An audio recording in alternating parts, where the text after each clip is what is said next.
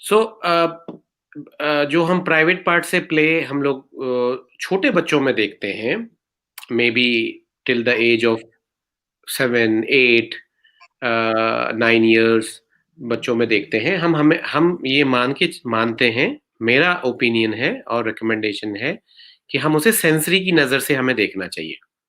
Sensory का meaning क्या है कि जब हम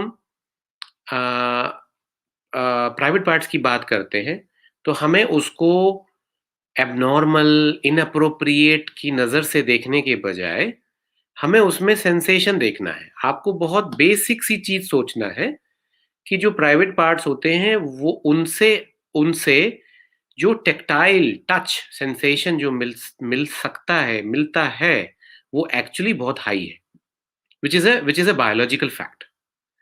and that is why it is possible कि जो बच्चे हैं, उनको ये नॉलेज, अंडरस्टैंडिंग, अवेयरनेस नहीं है कि ये क्यों नहीं करना चाहिए, या ये अंडरस्टैंडिंग भी नहीं है कि मैं ये इसलिए कर रहा हूँ क्योंकि मैं एक्चुअली प्राइवेट पार्ट्स को स्टिमुलेट करने की कोशिश कर रहा हूँ।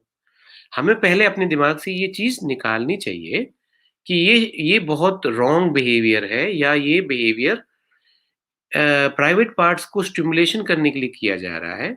आई वुड सजेस्ट कि rather we should think about कि ये टेक्टाइल के लिए कर रहे हैं, टच। जैसे आप मेसी प्ले में टच करते हो, वो बच्चा जिसको मेसी प्ले में बहुत मज़ा आएगा, वो क्या करता है कि वो जा के चीज़ों को निकाल के, खोल के इधर-उधर फैलाता है, उससे खेलता है, मेस क्रिएट करता है। Now there are some children जिन्होंने ये समझ लिया है, किसी तरह से आइडेंटिफ़ाई कर लिया है कि जो हमारे प्राइवेट पार्ट्स हैं, वो तो हमेशा अवेलेबल हैं। उसको तो हमें कहीं-कहीं लेके ढूँढने की ज़रूरत नहीं है, कोई सामान की ज़रूरत ही नहीं है। मेरे पास हमेशा अवेलेबल है, मैं इसके साथ कभी भी ये चीज़ कर सकता हूँ। And that is why they might do it only because उनके दिमाग में बस एक ही चीज़ है कि मुझे टच, सॉफ्ट टच, मुझे सॉफ्ट टच मिलना चाहिए।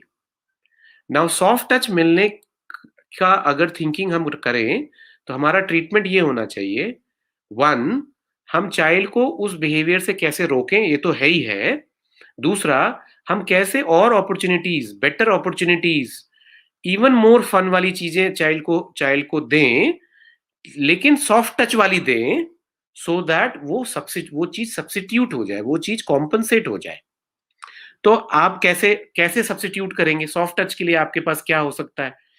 ऑन वन साइड जो हमने मेसी प्ले की बात करी थी, मेसी प्ले सॉफ्ट टच में आता है बिकॉज़ आप यूजुअली शेविंग फोम से खेलते हो, आप आटे से खेलते हो, आप सूजी से खेलते हो, आप ड्राई राइस से खेल सकते हो, आप गूँधा हुआ आटा अलग से खेल सकते हो, बिना गूँधा हुआ जो आटा है उसको भी ट्रे में डाल के खेल सकते हो।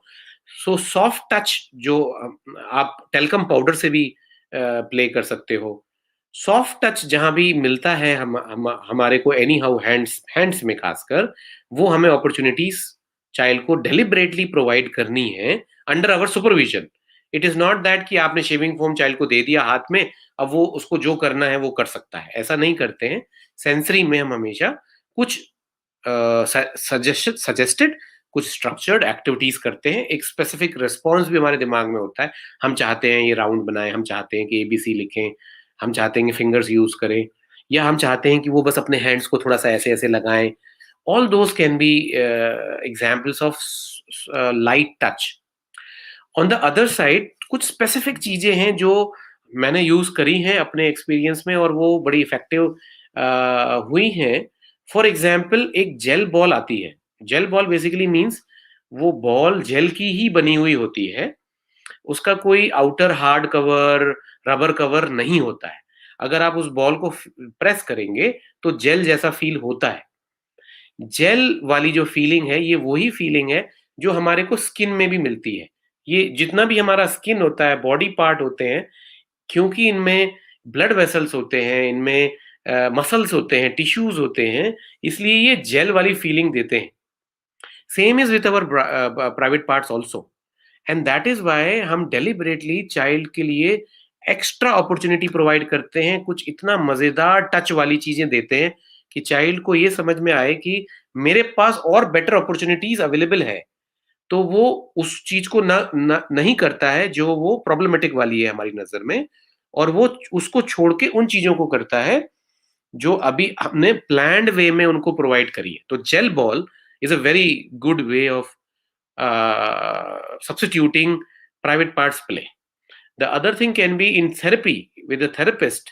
आप उनको, अगर ये बहुत बार पेरेंट्स ये चीज डिस्कस नहीं करते बिकॉज ऑफ एम्बेरसमेंट, बट अगर वो डिस्कस करें तो you the sensory trained person, sensory trained therapist, according to your child's age, according to child's cognitive level, can actually design कुछ ऐसी चीजें, एक्टिविटीज डिजाइन की जा सकती हैं जो उनको एक्स्ट्रा सेंसरी इनपुट प्रोवाइड करेंगी to the whole body. Probably पूरी बॉडी को मिलना चाहिए वो इनपुट। जरूरी नहीं है कि प्राइवेट पार्ट्स को हाथ में लेना है तो हम प्राइवेट पार्ट्स को कुछ, उस एरिया को कुछ स्टिमुलेशन देना है, ऐसा कुछ भी नहीं है।